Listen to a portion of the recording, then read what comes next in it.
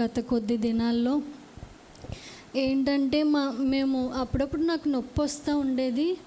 కానీ ఆ నొప్పి మామూలుగా వేరొక నొప్పి అని చెప్పి మీ అందరికీ తెలిసిందే కదా, వేరొక నొప్పి అని చెప్పి నేను భరించేస్తూ ఉండేదాన్ని. చాలా నొప్పి భరించాను. అసలు అది 24 అవర్స్లో చేసేవలసిన ఆపరేషన్. అది నేను చాలా రోజులు భరించాను ఆ నొప్పి అనేది. అయినా నా వల్ల కాదు, కానీ దేవుడు నాకు ఇచ్చిన శక్తి, ఆయన ఇచ్చిన బలమే. అయితే భరించిన కొద్దీ ఎక్కువైపోతూ ఉంటే మేడం ఇంకా స్కాన్ రాశారు. సోమవారం స్కాన్కి వెళ్ళిన తర్వాత స్కాన్లో తేలింది ఏంటంటే ఇలా వచ్చింది, 24 అవర్స్ పెయిన్ అని చెప్పేసి, ఇది అర్జెంటుగా ఆపరేషన్ చేయాలంటే మొత్తం ఫ్యామిలీ అంతా వెళ్ళామన్నమాట. మామయ్య గారు, అమ్మ, మా డాడీ అందరూ వెళ్తే ఆపరేషన్ చేసేయమంటారా లేకపోతే తర్వాత కొన్ని రోజులు మెడిసిన్స్ వాడి తర్వాత చేద్దామంటారని అంటే, లేదు వాళ్ళు వెంటనే ఏం చేశారంటే అందరూ కలిసి, లేదండి వెంటనే ఆపరేషన్స్కి సిద్ధపడిపోదాం, మరలా వస్తుంది కదా తనకి నొప్పి, తట్టుకోలేకపోతుంది ఇప్పటికే అని చెప్పి ఆపరేషన్కి జాయిన్ అయిపోయాం హాస్పిటల్లో. ఇంకా రేపు మంగళవారం సాయంత్రం నాకు ఆపరేషన్. నేను చాలా ధైర్యంగా ఉన్నాను. ఎందుకంటే నా లైఫ్ని నేను ఎలా అనుకుంటానంటే కొన్ని లెవెల్స్గా అనుకుంటాను. అంటే ఒక బాధ, ఒక పెయిన్ అనేది నాకు వచ్చినప్పుడు ఇదొక లెవెల్. నేను ఈ లెవెల్ని ఖచ్చితంగా ఈ లెవెల్లో గెలవాలి. ఈ పెయిన్ని నేను అనుభవించి ఈ పెయిన్ తర్వాత వచ్చే ఆశీర్వాదాన్ని నేను పొందుకోవాలంటే ఈ లెవెల్లో నేను విజయం సాధించాలి, ఈ లెవెల్లో నేను ఓడిపోకూడదని చెప్పి నాకు ఏ బాధలు ఎదురైనా, ఏ కష్టాలు ఎదురైనా, ఏ నిందలు ఎదురైనా నేను ఇదే ఛాలెంజ్గా పెట్టుకుంటాను. ఈ ఛాలెంజ్ దేవుడు నాకు ఇచ్చాడు, ఈ లెవెల్లోకి నన్ను పంపించాడు. దేవా, ఈ లెవెల్ ఇప్పుడు నాకు వచ్చింది కాబట్టి నా జీవితంలో ఈ లెవెల్లో నేను బలంగా స్ట్రాంగ్గా ఉండి దీనిలో నుండి విజయం నాకు దయచే, ఈ లెవెల్ని ఫేస్ చేయడానికి నాకు బలం ఇవ్వ అని చెప్పి ఇదే ప్రార్థన చేసుకునేదానండి. ఖచ్చితంగా నేను దీన్ని ఫేస్ చేయగలగాలి, నువ్వే నాకు బలం ఇవ్వ, నువ్వే నాకు శక్తిని ఇవ్వ అని చెప్పి ఒకటే ప్రార్థన చేసుకుంటూ ఉండేదాన్ని. ఆ తర్వాత మంగళవారం సాయంత్రం ఆపరేషన్కి తీసుకెళ్ళారు. నేను చాలా ధైర్యంగా ఉన్నాను.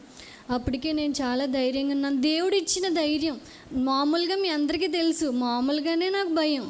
కానీ ఏంటో కానీ దేవుడు ఇచ్చిన ధైర్యం. అమ్మ వాళ్ళు ప్రార్థన చేశారు అక్కడికి వెళ్ళే ముందు, మా డాడీ అమ్మ ప్రార్థన చేశారు ఆపరేషన్కి వెళ్ళే ముందు. ఆ ధైర్యంతో, దేవుని ఇచ్చిన ధైర్యంతో వెళ్ళిపోయిన తర్వాత నన్ను పడుకోబెట్టేశారనమాట. నా 2 చేతులు ఇలా ఉన్నాయి, పడుకోబెట్టేసి వాళ్ళ పని వాళ్ళు చేసుకుంటారు కదా, చేస్తూ ఉంటే కొంచెం నిమిషాలు అయిపోయిన తర్వాత నా కడుపు అంతా చాలా ఎక్కువగా నొప్పి వచ్చేస్తుందండి. ఇంకా నాకు మత్తు పెడతా ఉన్నారు, నొప్పి వచ్చేస్తూ ఉంది. కానీ ఎక్కుతూ ఉంది, మత్తులోకి నేను వెళ్ళబోతూ ఉన్నాను. కొద్ది క్షణాల్లో చాలా భయంకరమైన నొప్పి, తట్టుకోలేకపోతున్నాను నేను. నా 2 చేతులు ఇలా వేలబడిపోయినాయి అనమాట. నాకు నొప్పి వచ్చేసి, నొప్పి వస్తే కడుపు మీద చేయి పెట్టుకుని అమ్మ అంటాం కదండి, నాకు నొప్పి వస్తుంది, నాకు తెలుస్తుంది. కానీ నాలో నుండి నేను ఏమీ ఎక్స్ప్రెషన్ ఇవ్వలేకపోతున్నాను, నా చేయి కదపలేకపోతున్నాను, నా నోరు కదపలేకపోతున్నాను. నేను నా నోట్లో గొట్టం పెట్టడానికి ఈ దవడని ఇలా పక్కకు లాగేస్తూ ఉన్నారు చాలాసేపు. ఎవరికైనా వెళ్తే వెంటనే వెళ్ళిపోతుందంట ఆ పైపు, కానీ నాకైతే ఇలా దవడ లాగేసి వేరొక పైపు, ఈ పైపు సెట్ అవ్వలేదు, ఇంకొక పైపు, ఆ దవడ ఇలా విరిగిపోతుందేమో అనిపించింది. అప్పుడు గట్టిగా అరవాలనిపించింది, కానీ అరవలేకపోతున్నాను.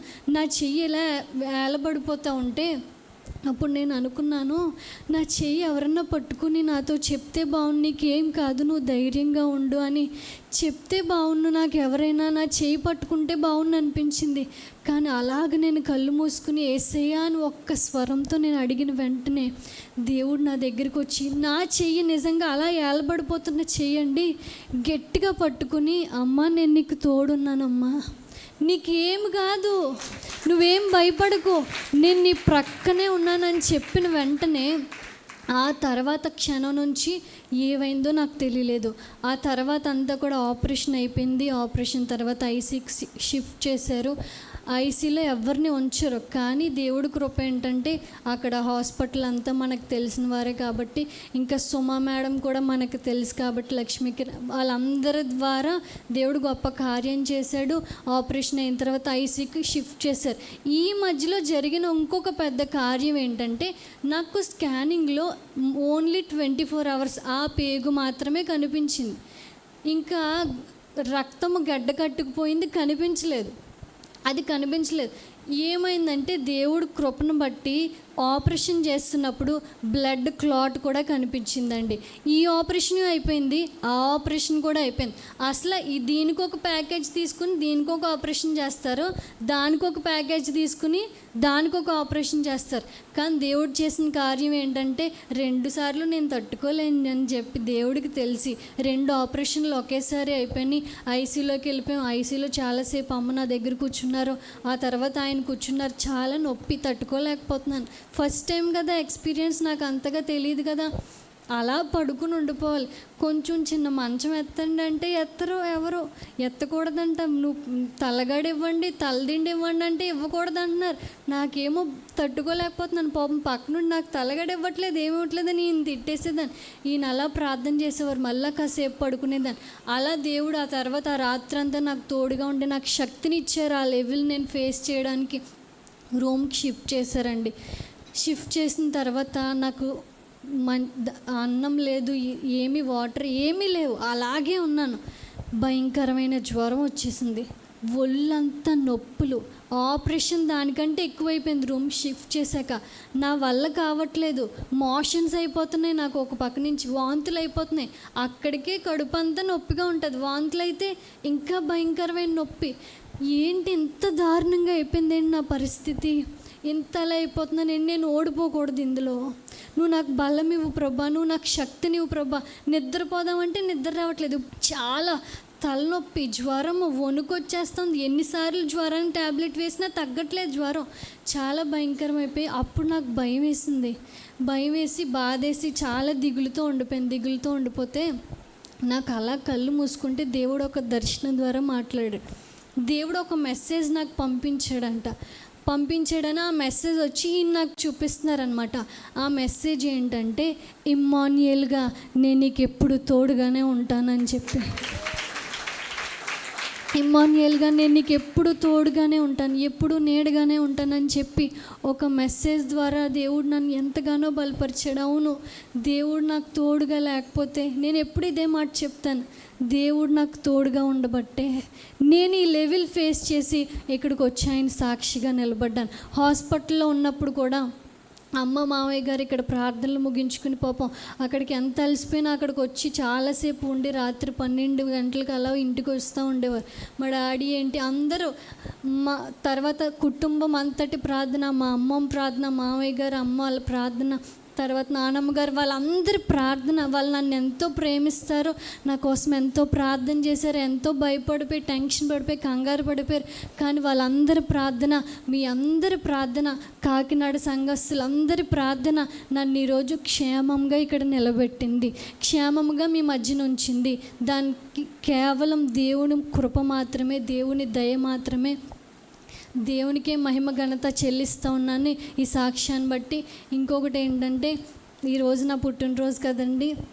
మీ అందరూ చాలామంది నాకు విషెస్ చేశారు, యూట్యూబ్లో కూడా చాలామంది నాకు చెప్తా ఉన్నారు. దాన్ని బట్టి నేను మీ అందరికీ చాలా థ్యాంక్స్ చెప్తున్నానండి. మీ అందరు నా కోసం ప్రార్థన చేస్తూ ఉన్నారు. నా లైఫ్, నా జీవితం అందరికీ చూస్తే విచిత్రంగా ఉంటుంది. ఏంటి ఇంతలా రోజా లైఫ్ ఉందేంటి? దీని అంతటికీ కారణం ఏమీ కాదండి. దీని అంతటికీ కారణం ఏం కాదు. నేను ఇంతలా వాడబడుతున్నానన్నా, నేను ఇంతలా పాట పాడుతున్నానన్నా, ఏం చేస్తున్నానన్నా దాని అంతటికీ కారణం దేవుడి కృప. అయితే తర్వాత మా మమ్మీ డాడీ అండి. ఎందుకంటే నన్ను చిన్నప్పటి నుంచి చాలా భయభక్తులతో పెంచారు. చాలా వాళ్ళ నీతి, వాళ్ళ భక్తే నాకు ఇంత ఆశీర్వాదానికి కారణమైంది. మా మమ్మీ ఎంతలా పెంచేవారంటే చాలా స్ట్రిక్ట్, అలానే ప్రేమ ఎక్కువే, గారం కూడా ఎక్కువే, ఏది తక్కువ కాకుండా చాలా క్రమశిక్షణలో పెంచారు. నేను పాట పాడుతున్నానంటే ఇంత చక్కగా కేవలం మా మమ్మీయే నాకు నేర్పించేవారు. పాట ఎలా పాడాలి, ఎక్కడ ఆగాలి, ఎక్కడ స్టార్ట్ చేయాలి, ఎలా రాగం తీయాలి, అన్నీ మా మమ్మీయే నేర్పించేవారు. ఒకటే చెప్పేవారు, రోజా నీ వాయిస్ బాగుంటే సరిపోదు, అక్కడ మ్యూజిక్ ఆర్కెస్ట్రా వాళ్ళు ఉంటే సరిపోదు, నువ్వు పాడినప్పుడు నువ్వు అనుభవిస్తూ పాడాలి. నువ్వు ప్రతి పదం అనుభవిస్తూ నీ నోట్లోంచి పలకాలి, అప్పుడే నువ్వు బాగా పాడినట్టు అని చెప్తూ ఉండేవారు. అలా నాకు నేర్పిస్తూ ఉండేవారు. ప్రతిదీ వాక్యం చెప్పినప్పుడు ఏంటి, ఆరాధన ఎలా చేయాలి, దేవుడి నుంచి అభిషేకం ఎలా పొందుకోవాలి, అన్నీ కూడా మా అమ్మగారు నాకు ఎంతో నేర్పిస్తూ ఉండేవారు. ఎంతగానో నన్ను బలపరుస్తూ ఉండేవారు. ప్రతి విషయంలో నన్ను అంత చక్కగా పెంచబట్టి ఈరోజు ఈ కుటుంబాల్లో నేను పడడం అంటే సాధారణ విషయం కాదు. ఆ అదృష్టాన్ని దేవుడు నాకు దయచేశాడు. వాళ్ళు నన్ను పెంచిన పెంపకం వల్ల నేను పెరిగిన విధానం, దేవుడు నా భక్తి, నా ప్రార్థన, మా మమ్మీ డాడీ వాళ్ళ ప్రార్థన, కాకినాడ సంఘం ఎంతగానో ప్రార్థన చేసేది. ఏమనంటే, రోజాకి ఏమీ తెలియదు ప్రభా, రోజాకి ఏమీ రాదు, తనకి మంచి భవిష్యత్తు ఇవ్వండి, తనకి తగిన భవిష్యత్తు ఇవ్వండి అని ఎంతగానో ప్రార్థన చేసేవారు. వారందరి ప్రార్థన మేరకు దేవుడు నన్ను ఈ స్థానంలో నిలబెట్టాడు. దాన్ని బట్టి సమస్త మహిమ ఘనత దేవునికే కలుగునుగాక. ఆమేన్.